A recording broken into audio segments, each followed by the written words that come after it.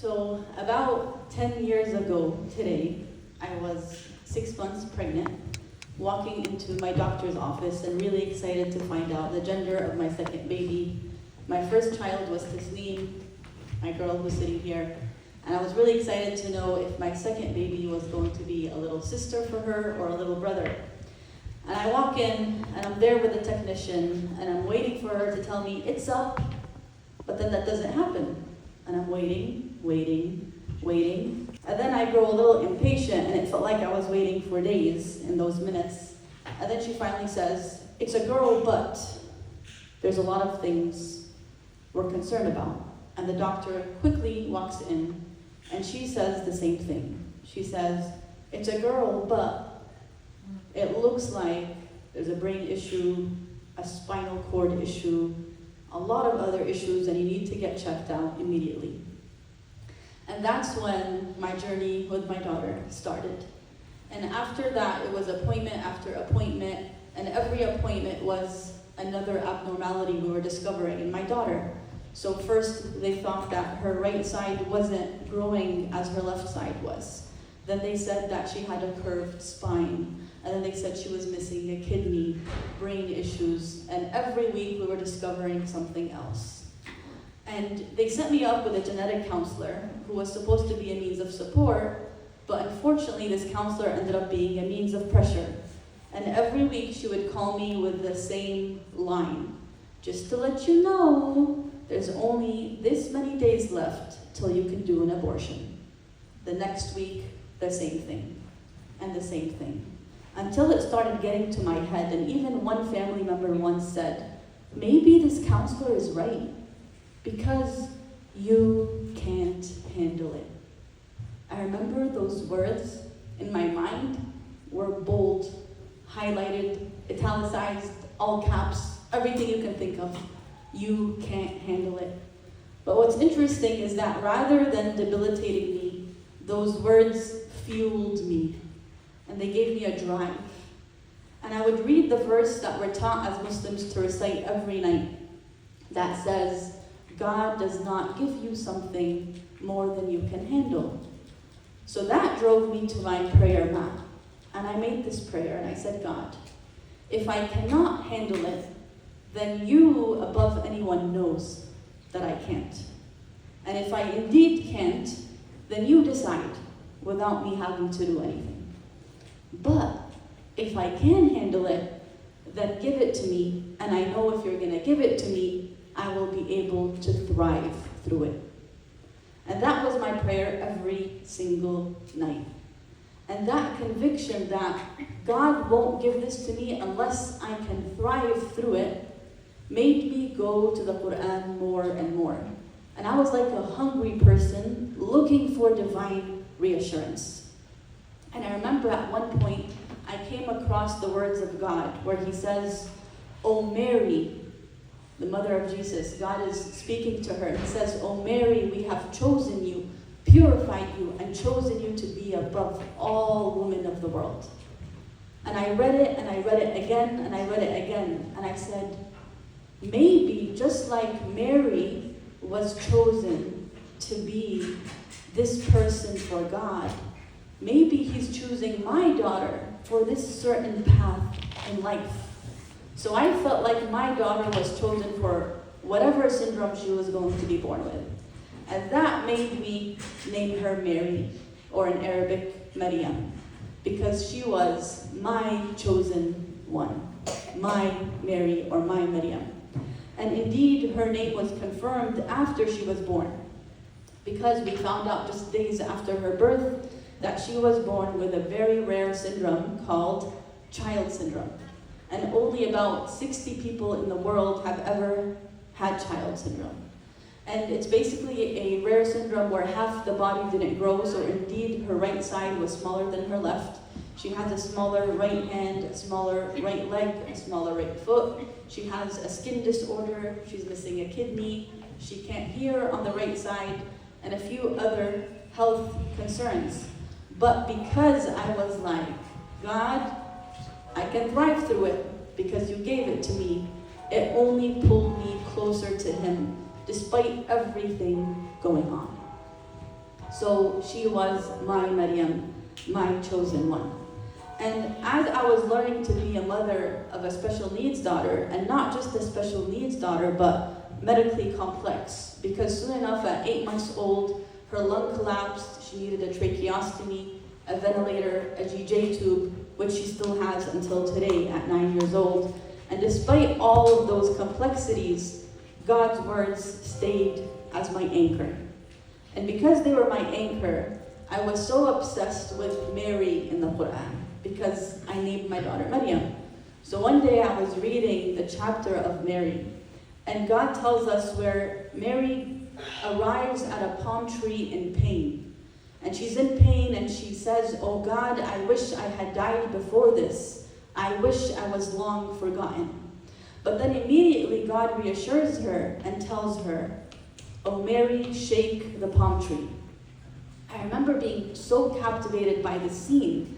And I'm like, wait, she's arriving at the tree in pain, but then God is telling her to shake that tree. So it's as if God is telling her this pain is not in vain. And God is empowering her not despite the pain, but actually through the pain. That this pain serves a purpose beyond your imagination. And I felt like God was speaking to me. Perhaps this pain I was in with my daughter, maybe there's a purpose much larger than I can imagine. So this verse drove me to open a page called Child Syndrome Team Maryam on Facebook. And this page, I ended up meeting so many others who have child syndrome around the world. And when I say so many others, I mean 3 or 4, because you're talking about a syndrome that only 60 people in the world have ever had. And on one such occasion, we also after we made the Facebook page, they inspired us, the friends and supporters, to create shirts. And these shirts say, "I love someone rare and beautiful," and on the back they say Team Maryam Child Syndrome, to raise awareness for this rare disability. And I remember one occasion that through Facebook I met a girl who has child syndrome, who was older, and she's actually a Paralympic skier. And she reached out to me and she said, "Please help me, because I can't ski anymore, because my skin has gotten so bad from the child syndrome that I can't even put my prosthetic on anymore to ski." So she asked me, "Do you have a cream? Do you have anything that can help?" And coincidentally, I was in the hospital with my daughter at the time, who was just 8 months old. And we had just found out about a researcher, dermatologist in Argentina, who had come up with a cream. And that cream ended up healing my daughter Maryam in just 3 days, made her skin completely better. So I tell this girl, the Paralympic skier, about the cream. And she gets back to me just a few days later, and she texts me, "Samia, your daughter Maryam saved my life. Your daughter Maryam saved my life." And I remember thinking, my daughter's 8 months old. She doesn't know what's going on. But she had a purpose much larger than I could imagine. And as she kept growing, at about 4 years old, we started taking her to horse therapy, or equestrian therapy. And it's supposed to help her spine because she has a curved spine. And it was amazing going to this horse therapy, because I'm seeing people and children from all across, different syndromes, different disabilities, and they're here riding a horse with their therapist. And Maryam loved it. And until today, actually, she had a horse therapy lesson this morning. And I asked the owner of the farm, I was so intrigued, what made you start this farm? What made you do this? And ironically, she said, it was a moment of pain. That one day she discovered that her son had a rare spinal disorder, and she was looking for treatments, and she found out about equestrian therapy. When it started helping him, she said, I couldn't keep it to myself, and I had to show others. And until today, she has a farm in Charlotte. And I said, wow, this was her shaking her palm tree. Because who knew that one moment of pain would translate to a relief of pain for hundreds of others, including my daughter Maryam. And that is God's work. So my daughter Maryam, at 4 years old, the only way we could communicate with her was through nods and gestures. Yes, no, do you want this? And it was hard because we didn't really know what she wanted. But one day the speech therapist came home and she gave us a keyboard. And she put the keyboard in front of Maryam, and Maryam is looking at it as if someone just gave her life. And the therapist tells her, Maryam, what do you want? Tell me anything. And Maryam quickly, no hesitation, spells E-L-E-P-H-A-N-T, elephant. I can barely spell elephant till today. I had to practice, by the way. So we're looking at her, we're like, elephant, you want your elephant toy? And she's screaming like, finally they understood me, finally.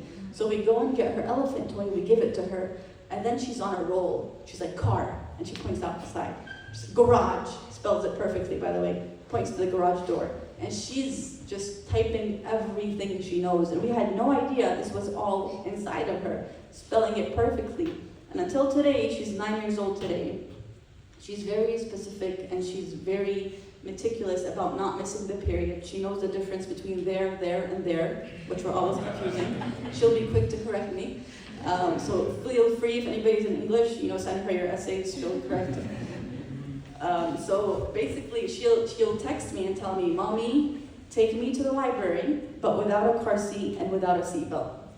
So she's very, very specific. And people always ask me, how did you teach her this? And I'm like, I really didn't teach her. And I quote to them a verse in the Quran that says, عَلَّمَ الْإِنسَانَ مَا لَمْ يَعْلَمْ, which means God taught humankind what they never knew. Because who knew that she would be able to do such wonders at this age? And she actually has a funny sense of humor. I always tell my dad she gets it from you. Because one day her English teacher was home and she's asking her a reading comprehension question. And Maryam, like the typical kid, when she doesn't want to answer, she won't answer. So it was Maryam pretending like this teacher was non-existent for 15 minutes. And the teacher's like, just answer the question, Maryam won't budge. So the teacher, after being patient for so long, was like, okay, Maryam, you don't have to answer the question, but just give me one sentence. Just give me one sentence. And Maryam's like, all right, leave me alone, exclamation point. The teacher did leave her alone. So Maryam's broken many barriers, to say the least. And she has a music therapist who comes to our house.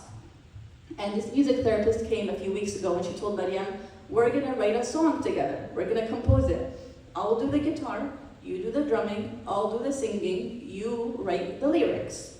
Maryam's happy. She grabs her tablet and in Arabic she spells, As-salatu khayrun min an-nawm. The teacher looks at her, huh? And then Maryam's like, all right, you don't understand me? That's fine. It means prayer is better than sleep. So Maryam tells her what it means.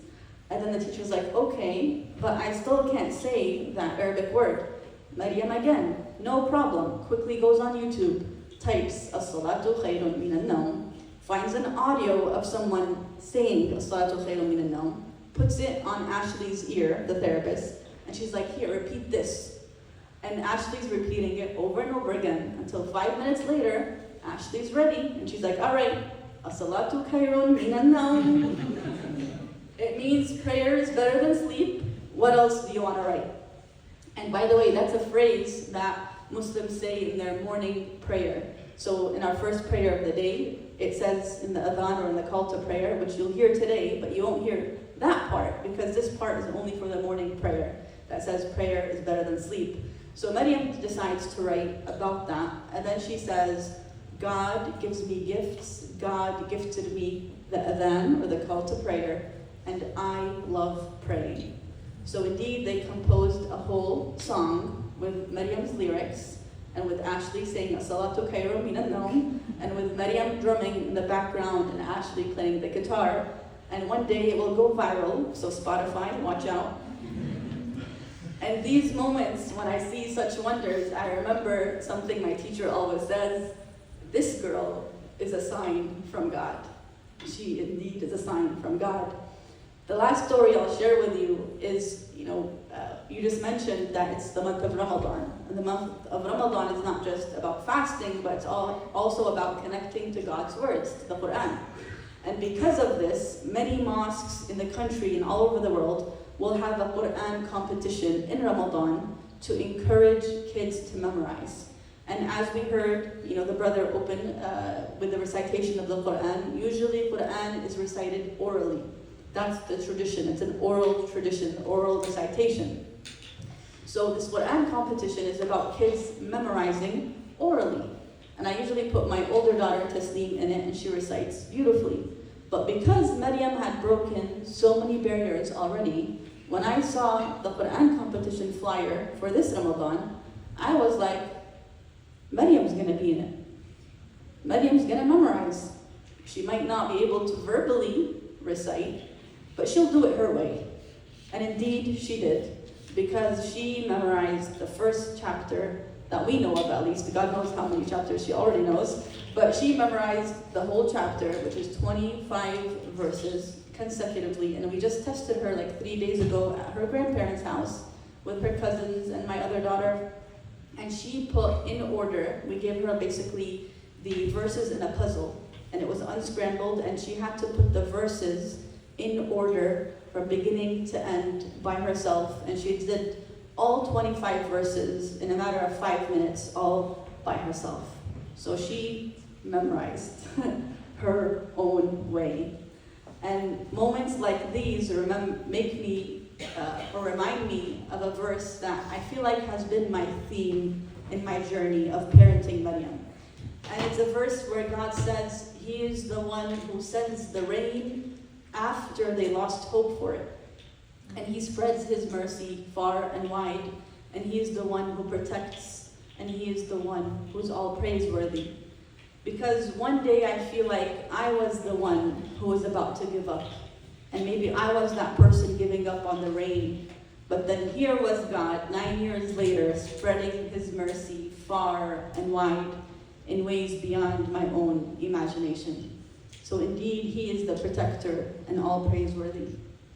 So today I speak to you not just as a mother of a rare daughter, but also as a believer in God, in that His words can carry you through the strongest of storms.